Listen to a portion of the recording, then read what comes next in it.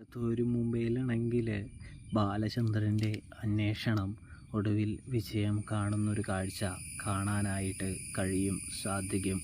ബാലചന്ദ്രൻ അങ്ങനെ അലീനയെ ജനിപ്പിച്ച നമ്മുടെ സ്റ്റാലിൻ്റെ അടുത്ത് എത്തി നിൽക്കുന്നൊരു കാഴ്ച കാണാനായിട്ട് സാധിക്കും. എങ്ങനെയെങ്കിലും നമ്മുടെ അലീനയെ സ്റ്റാലിൻ്റെ കൈകളിൽ ഏൽപ്പിക്കണമെന്ന ആഗ്രഹമേ നമ്മുടെ ബാലചന്ദ്രനുള്ളൂ. അതായത് സുരക്ഷിതമായി സേഫായി ഏൽപ്പിക്കണം, ആ ഒരു ചിന്ത.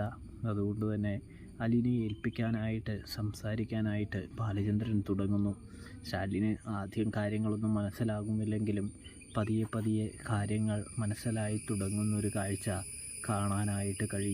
കാണാനായിട്ട് സാധിക്കും പ്രേക്ഷകരെ, പ്രിയ കൂട്ടുകാരെ. അപ്പോൾ റിവ്യൂ ഇഷ്ടപ്പെട്ടാൽ സബ്സ്ക്രൈബ് ചെയ്യാനായിട്ട് മറക്കല്ലേ.